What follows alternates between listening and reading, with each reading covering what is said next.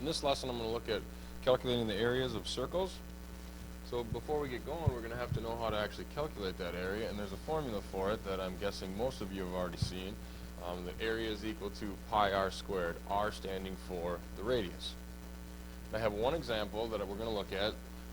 Part of it's going to be area of the circle, and part of it's going to be a little bit of review from the other day of calculating the area of a regular polygon. And in this one, we want to find the area of all the white region inside of the circle. So we got to take this apart into a couple pieces. One, I want to look at if I knew the area of the big circle and I knew the area of the hexagon, I could subtract them. Basically what I'm doing is I'm taking that circle and I'm cutting the hexagon out of it, which would leave nothing but the white left.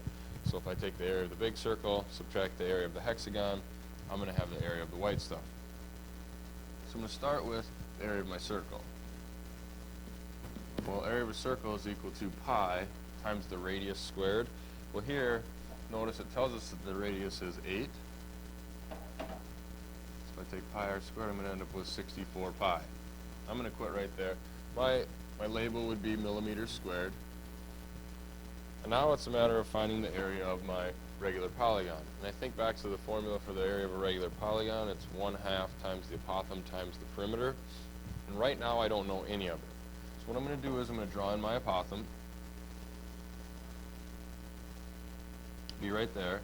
I'm going to need to calculate the length of that red segment, and I'm also going to need to be able to figure out the perimeter. So what I'm going to do for starters is I'm going to look at, well, what's the measure of the angle right here? Now remember, if I were to go through and draw in all these segments that connect the center to each vertex, it's going to make a bunch of angles around the center. And if I count them, I'd have 6 angles around the center. So if I were to take 360, divide by 6, I'd get 60 degrees. Now that's the measure of this angle. But that apothem is going to take that 60-degree angle and it's going to cut it in half.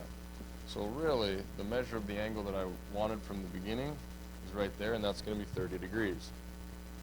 Which then tells me that the angle down here is 60 degrees. I have a 30, 60, 90 triangle in there. That's going to be very convenient for me because now I can use the properties of a 30, 60, 90 triangle to find the missing side. I know the hypotenuse of my 30, 60, 90 triangle is 8 millimeters. Therefore, the short leg is going to be 4 millimeters. Now, if that part of the triangle is 4 millimeters, that means this other part, or the other part of the side of my hexagon is going to be 4 millimeters, meaning each side of my hexagon is 8 millimeters.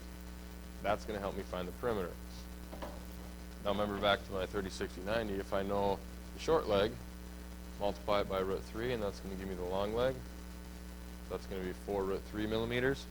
That would be the length of my apothem. Now I have everything I need to calculate the area of my regular hexagon.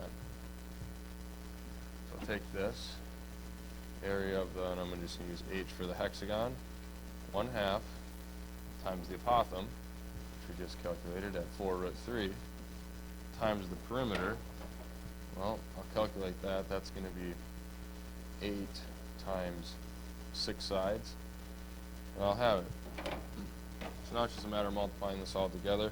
What I'm going to do is I'm going to look at this and say, well, the 2 is going to become 1, the 4 is going to become 2. Now I have 2 times 8 times 6, which is going to put me at 96 times the root 3 millimeters squared. Up here I have the area of my circle, here I have the area of my hexagon. So the area of that shaded region is going to be, remember what we said? We said we had to take the area of the circle, 64 pi, and we have to subtract the area of the hexagon, which was 96 root 3. Right there is the exact area of my white shaded region. Oops, a couple too many humps in that M. So it would be 64 pi minus 96 root 3 millimeters squared. Now, something like this, a lot of times we're not going to want to see it written like that. We're going to just want to be able to see the approximate value. So my approximate value, I'm going to come over to my calculator, and I had 64, and I'm going to use as close to the exact values as possible. So I'm going to use the pi button. Then I want to subtract the 96 times the square root of 3. There it is. Push enter. we find out that the area of that white region is approximately 34.79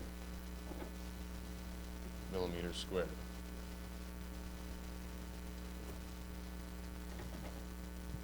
And that's going to conclude my lesson and example dealing with areas of circles, and then a little bit of review on the areas of regular polygons.